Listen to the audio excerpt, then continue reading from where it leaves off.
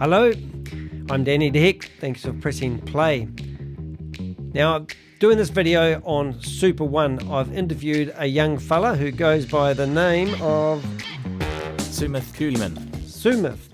Now, Sumeth told me a few months ago that he had dealings with Super.One way back in 2019, and he invested a sum of money and lost the lot. He said that Andreas, the guy that's behind Super.One, basically keep promising release dates that never actually happened.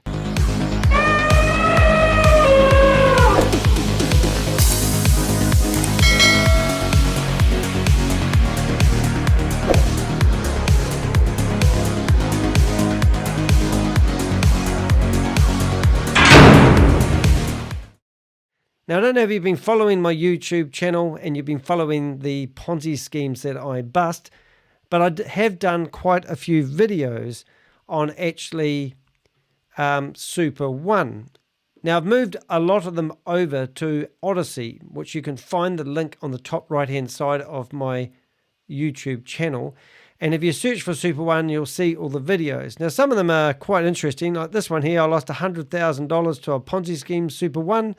And in here, I bust Andre, I find his home address, I find where he lives, and I find all the things. And then I've got threats from Andreas telling me that he's going to take legal action against me for defamation and the like, and I just keep on going producing videos. But this one's a real good one because someone has got the balls. They've got on a Zoom meeting with me, and they're telling me their experience and how they lost their money, and it's a real story. So well done.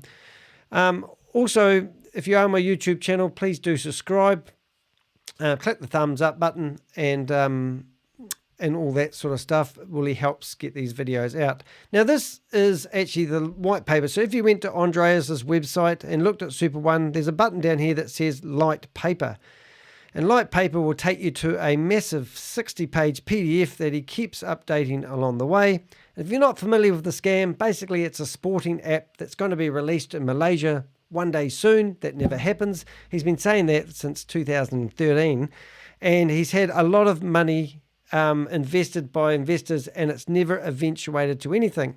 So when I've jumped into the Zoom meetings, I've actually asked him those prudent questions. How do you get authority to get Elon Musk's picture and make an NFT out of it and then sell it for a stupid exorbitant of money? Now, the idea is that you basically can buy cheat cards, and these cheat cards have been renamed to NFTs. But as you can see, he's got celebrities, he's got princess cruises, he tells you that he's got BMW involved.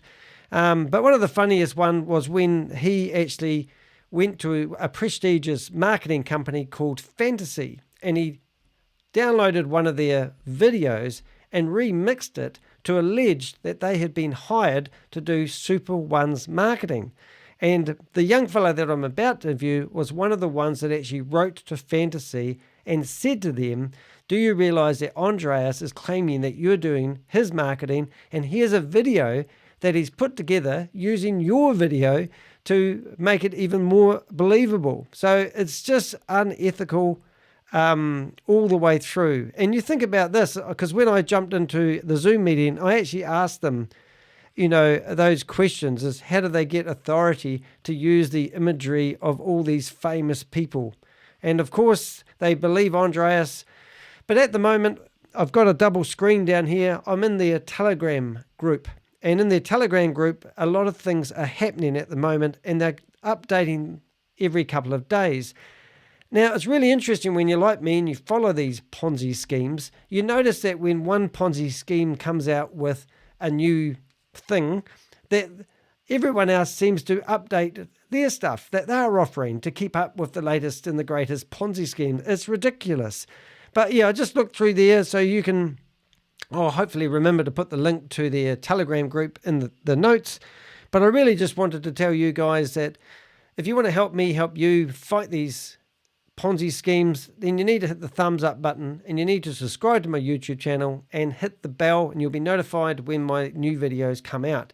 But I am really excited about you guys listening to the young fella who's telling us, Sumeth Cooiman. Sumeth, who's telling us his story and how he invested in Super.One and how he lost all his money and every promise that he was given, or that he was told, never eventuated to anything. So I'll now merge this in. Hope you enjoy watching the what I'm calling these days a TubeCast, because I'm a podcaster, but I'm figuring that if I'm filming it and talking at the same time and I'm interviewing somebody, I'm going to call them TubeCast from now on. So have a good night. Thanks for watching, and we'll merge in now. Yeah, we're all good to go. How you doing, mate? Yes, I'm good. Very good. Thank you. How are you? Yeah, not too bad. Yeah. I mean, like it's been a few months already, but I've sent you some information regarding Super.One, That's about right. about the correspondence I had with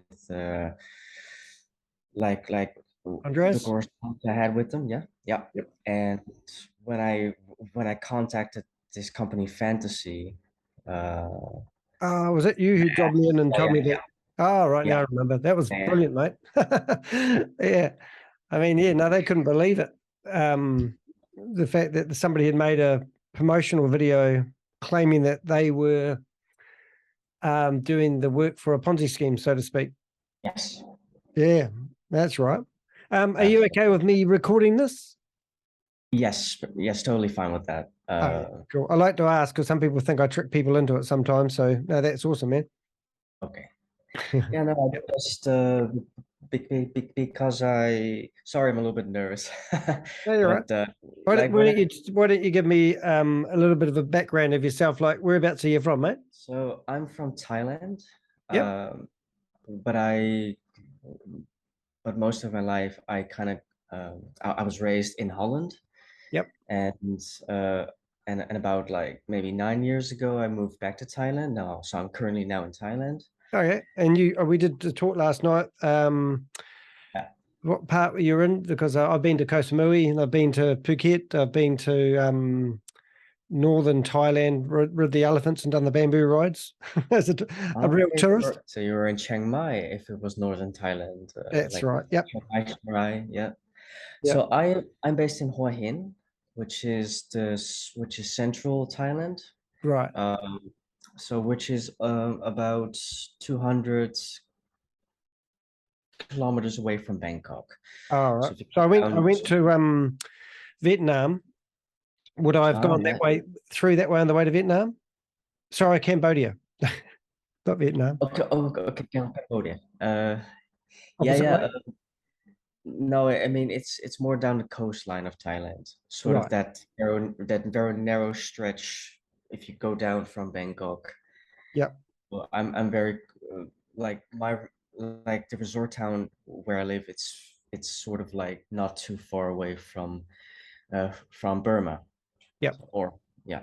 Right. Yep. So, That's cool. It's a lovely part to live. A lot of us European people, I suppose you call us European, would like to go there for holiday, but you get to live there. yes, loads of expats where I live. So Yeah. Yeah. Cool. And what do you do with yourself? Like, what's your profession? Like, what do you? so I'm in marketing. Yep. I'm a freelancer, so I help sort of my clientele, whether it's in Thailand or overseas, help them mainly with Facebook marketing, like Google marketing, and Oh, good.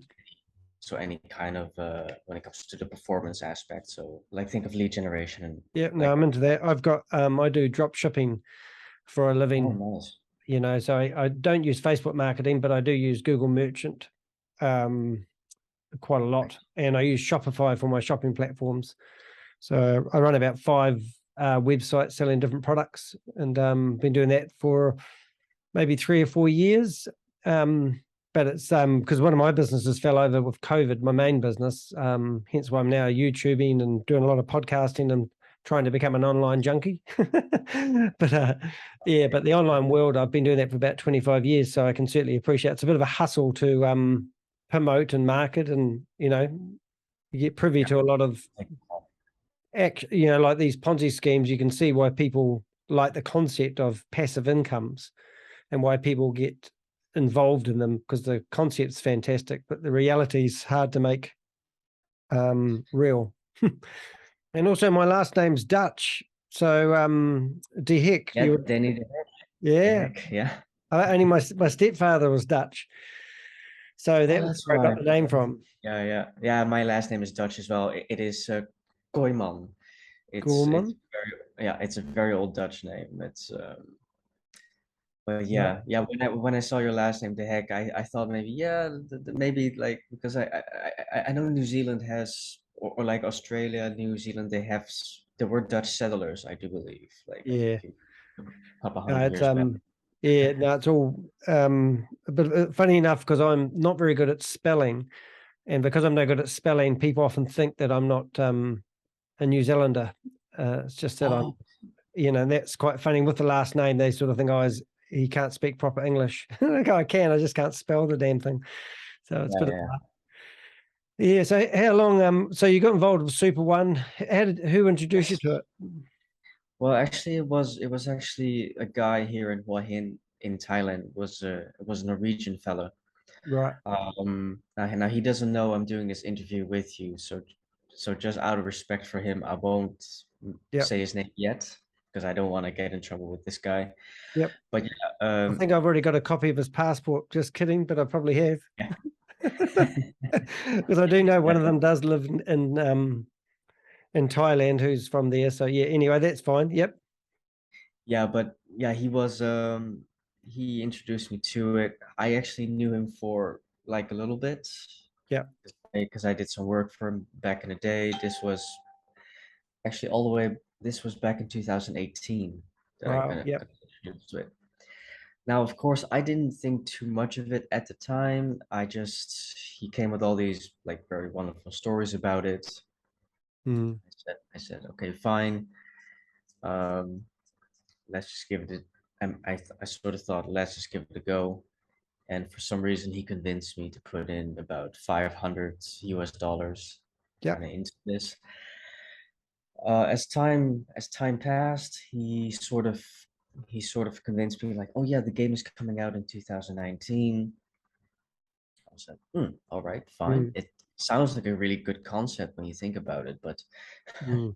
Yep. if only the partnerships were real, which they were not, Yep. So there's unfortunately. no Princess Cruises. No, there was No. no Princess No Cruises, BMW. no BMW, no. And this was actually before Princess Cruises and BMW because he was talking about like because he got convinced by Andreas Mm. and by the other guy, the other fellow It's whose sales director. copy, yeah, whose copy of a passport you also have. Oh, and that's the only one I've got. So it's Andreas and the other guy. I thought that, but I'm pretty Yeah. sure the other guy's living in Thailand at the moment. Oh no, no, that he's in Bali. His name is Ah, that you're his name right. is Stian. Yep, Stian. Yeah, That's yeah. right. So this Norwegian fellow that I knew or still knows Stian. Yep. Stian convinced him, and then this guy convinced me, and he was also scammed. But yes, so this was even before the whole Princess Cruises and the whole thing with the BMW. Now, they sort of early came in with us by saying like, oh yeah, they're securing partnerships with the English Premier League in terms of football, uh, like having advertising rights and all that kind of stuff. So Wow. at the time, I didn't think too much of it, and I was Yeah. just like, oh, sure, wow, this sounds really great, and Yep. I just got sucked into it for some reason, Uh, and uh, and if ever every Zoom meeting that I sort of attended with Super.One, they always came up with these, releases like, oh, this is coming, that is coming, and I was like, oh wow, this is great. But Yep. then when the day came, it always kind of got postponement after postponement after every Yeah.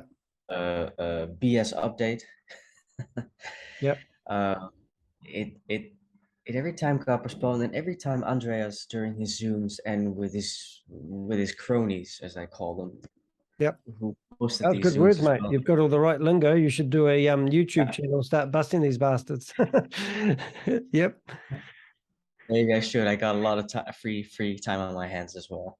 Yeah. Well, I can do with a Uh, few accomplices. We've actually starting up a bit of a Zoom meeting once a week where people get okay. together and just help each other with mental health more than anything, because I'm noticing that when I'm interviewing people, a lot of people have put all their money into schemes like this, and it's quite detrimental to your health. So we thought we'd start a little bit of maybe a support group, but like a brother system where we look after each other.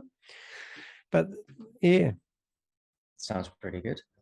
Yeah, so yeah, as I said, every update and every time, like, and especially his accomplices as well, that they always promoted this thing and they always said like it's coming, it's coming, it's coming, but yeah, never eventuates.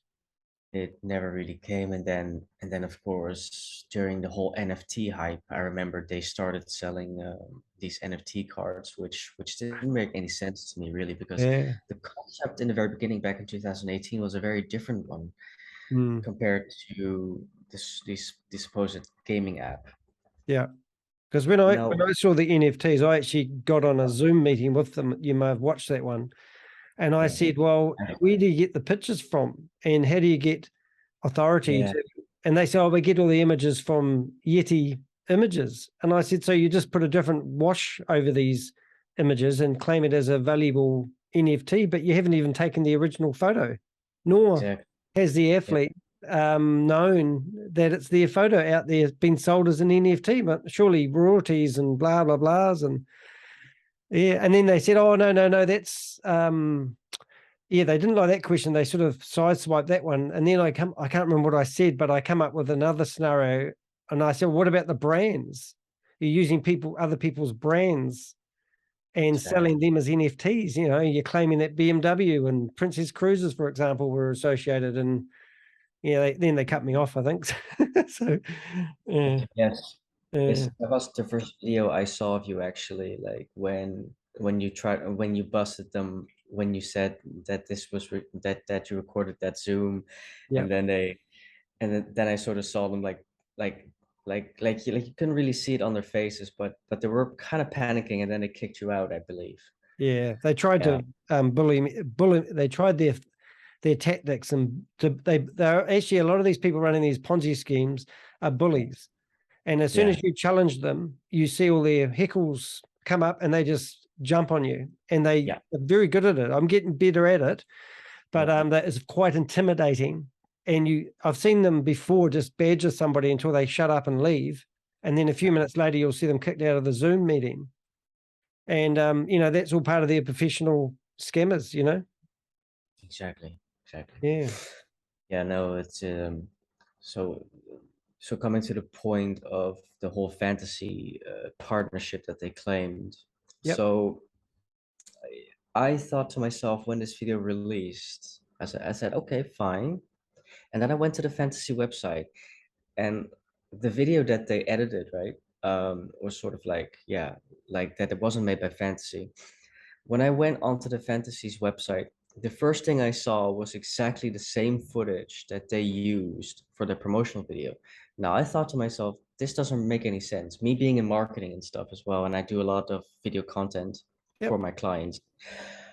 When I saw the video, I sort of thought to myself, wait a minute, if this partnership was kind of real, wouldn't Fantasy like kind of invest money for, let's say, making more unique content specifically tailor-made for Super.One, Mm.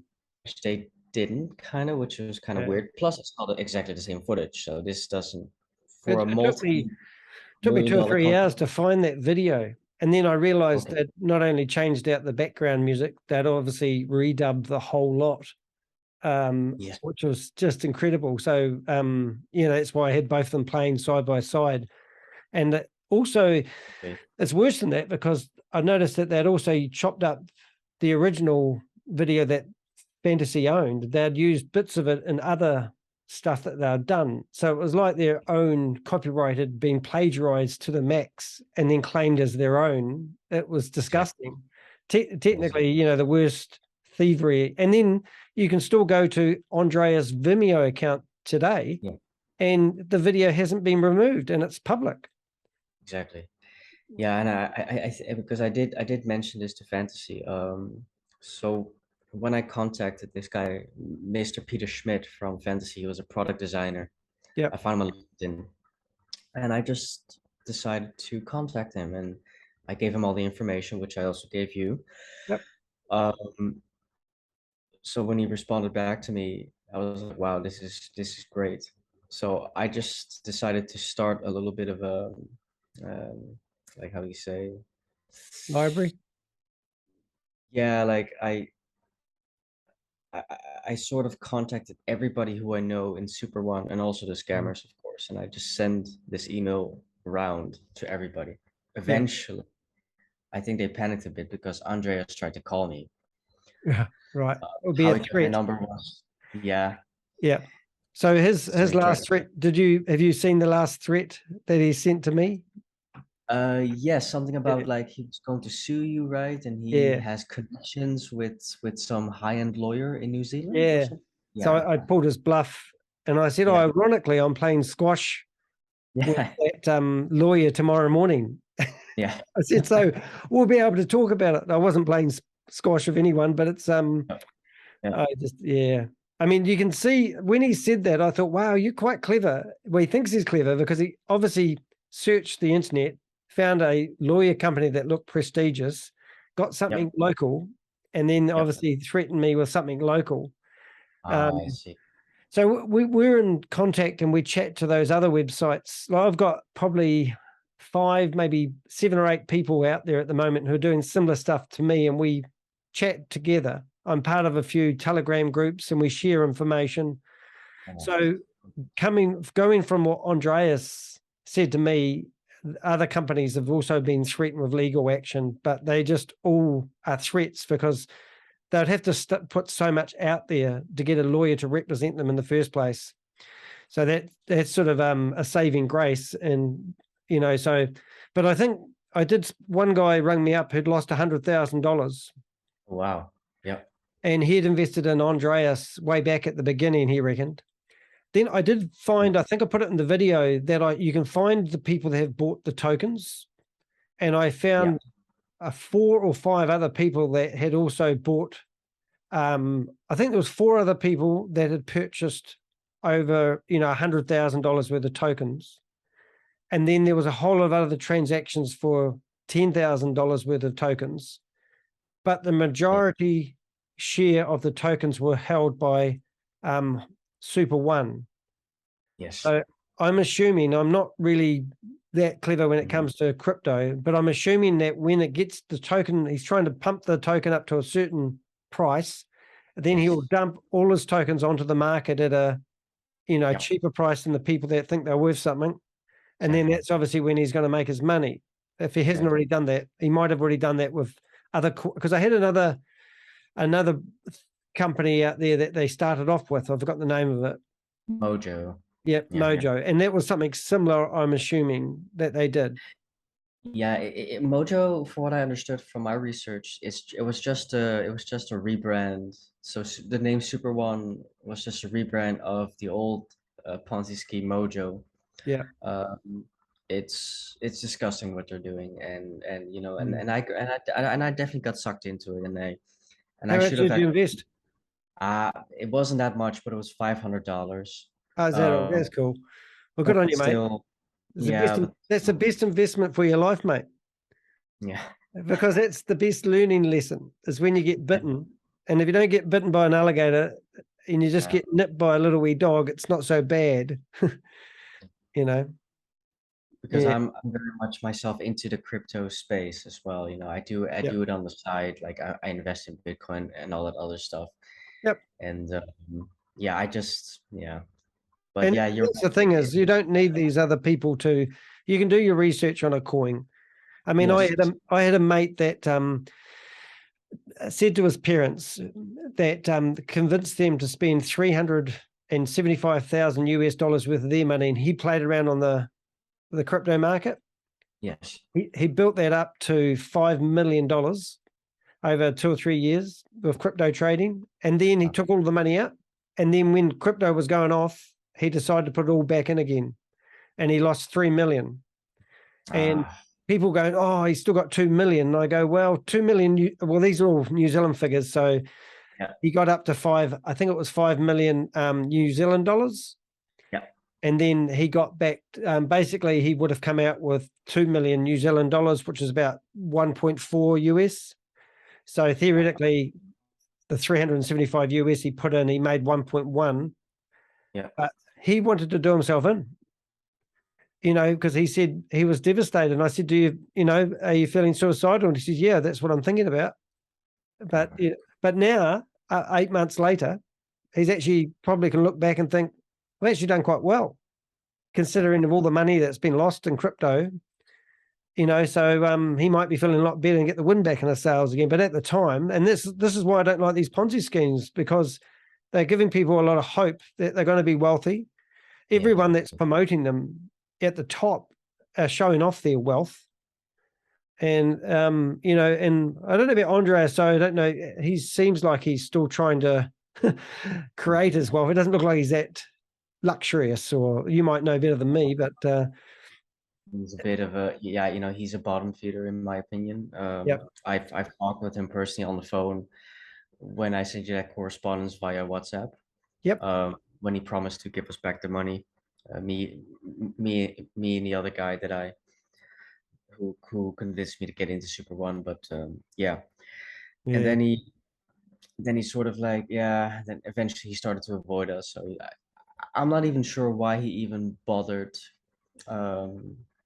sort of trying to pretend that he was going to refund us. It doesn't make any sense. I think he's just stalling it's for hope. time. They give you hope. Yeah. And I tell you what, the worst thing you can do now is this video, because these guys hate anyone talking negatively about them. And, I've had, I think I've had complaints about my videos tried. I did originally, and I thought it might have come from the Bali guy, and they tried to say there was privacy broken. Oh.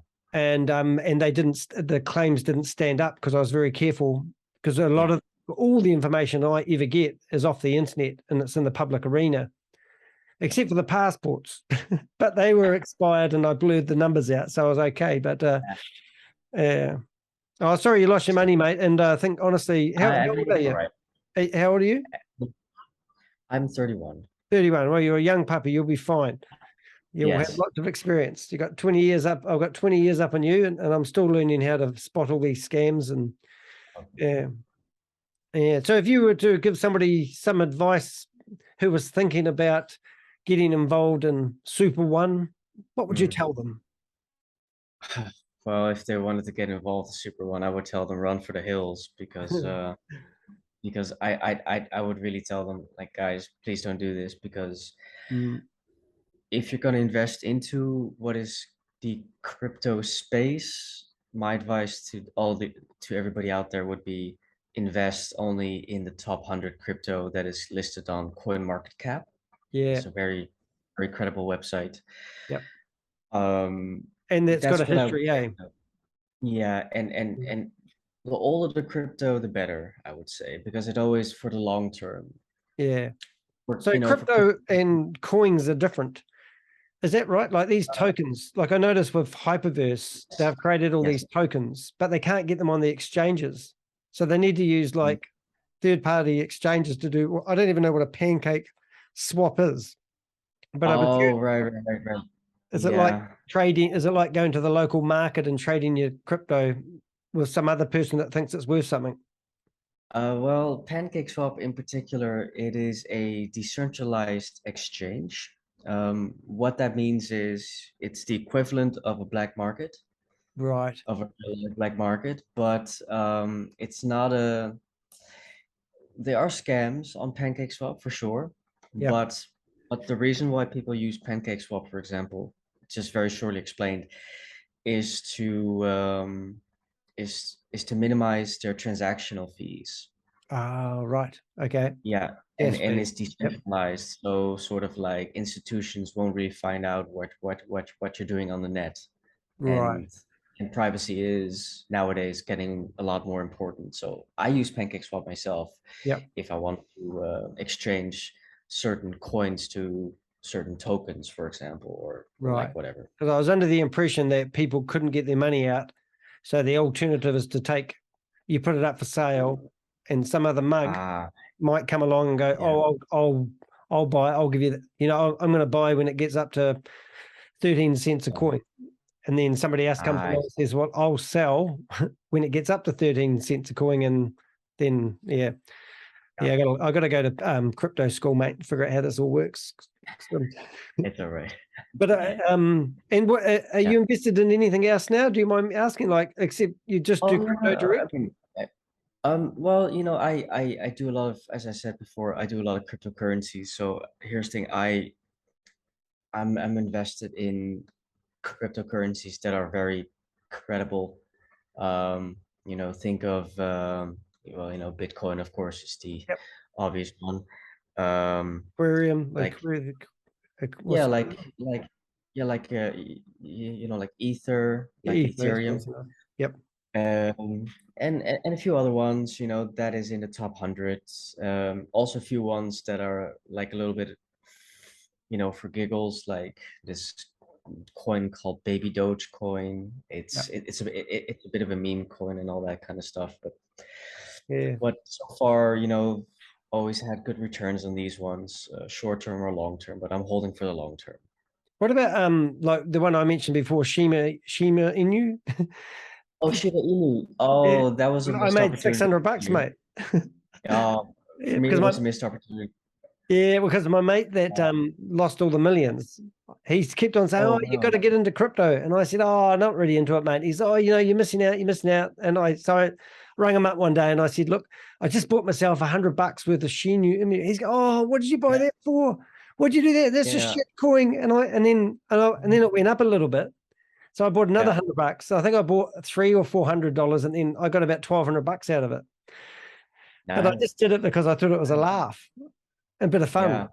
Yeah. For me, the story of Shiba Inu, I regret that one so much. Because I remember this came in early 2021.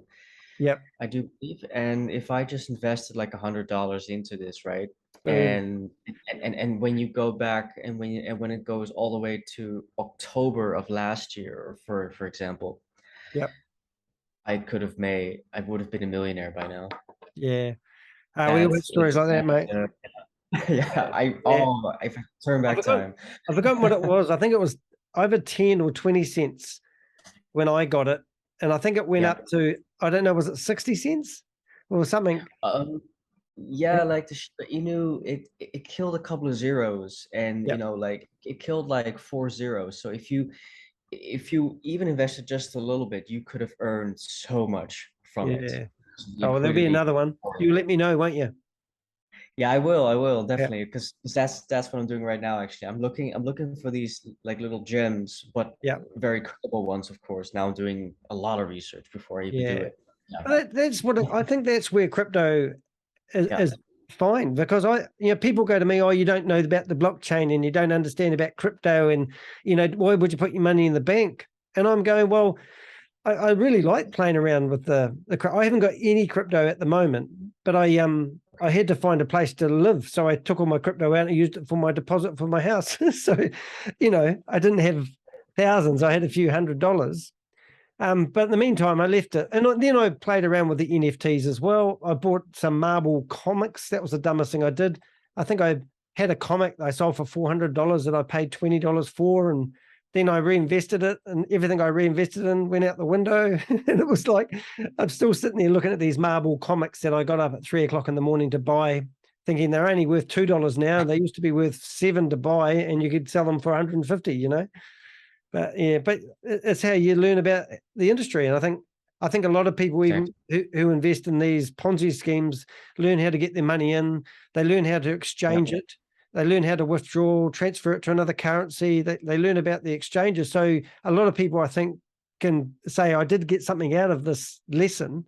I got involved in the crypto world and I understand how it works a lot better. Exactly. Yeah. Oh, good stuff, mate. So, so you're not going to get involved in Super.One and you'll tell everyone to run to the hills? Yeah. Yeah. Any overall advice? And if we went back to Andreas, like he obviously, one thing about these guys that are running these companies that theoretically are going to be worth billions, it's funny how Andreas's name, he always communicates with everyone. I mean, he even communicates with me. You think he would be far too busy to take time out of his day to defend himself against people like me who are trying to name and shame him for his crypto scheming activities. Exactly. Yeah. All right, mate. Yeah, That's cool. Yeah. All right. Are you feeling nervous now? Or you feel better? I feel a lot better, to be honest. Yeah, a bit nervous this morning, you know, but I always have that when I meet new people. So Yeah. no Well, problem. cool. Well, I tell you something else that I said earlier on. There's on HEK.com, which is my website. If you hold your mouse over the booking button, there's one there called Think Tank Mondays. Okay. And we'll be holding meetings an hour and a half ago every Monday. So whatever time it is in your place, and you're more than welcome to pop in there and just have a general chat. It's not like we might talk about. It's just a bunch of blokes or ladies getting together who want to have a chat and helping each other. I mean, I'm sure you've got a lot of knowledge, experience, and skills in what you're doing, and collaborating together with people that are on the same page as something that I'm trying to accomplish with that. And I used to run a business networking company, and I had 150 members, and I used to get them together each week. And it was just awesome with all those businesses and all those minds together, problem solving. Somebody will get there one day and say, I've got a problem. Anyone got any advice? And boom, somebody said, I had the same problem, a few months ago, and this is what I did. This was the outcome. And that's the sort of, group that I'd like to get going. So you're more than welcome to come along to that. I appreciate it. Yeah. Yeah. All right, mate. Good stuff. Yes. All right. We'll see you some other time. Yes, definitely. Thank you. Yeah, thanks for thanks for the talk, and I'm really happy that I got to get it off my chest, kind of, because Now, it's well done. And it will help others. yeah. I've upset another guy at the moment from Australia, but his friend was basically going to start educating people how to do Super.One. And I said, well, let's name and shame your friend. And this guy didn't want to. So he told me a few things about this guy that he is friends with. And he's on his fourth Ponzi scheme that he told me about. And now he's going to start becoming a guy to get on those Zoom meetings and push it down people's throats. But he said he looked at my video and he showed his friend, and hopefully that will save him. So, when you hear stories about people watching the videos and forming a conclusion that it is a scam, then even if we save one of those people, then it's just well worthwhile. The whole putting yourself out there is saved. How many people do we save from the scam? That's what you got to think about. You lost $500, you saved 10 people, you've instantly saved $5,000. Exactly. So that's just wicked. Yeah. Exactly. So good stuff, mate. Nice to meet you. Yeah. Catch you next time. All right. See you, dude.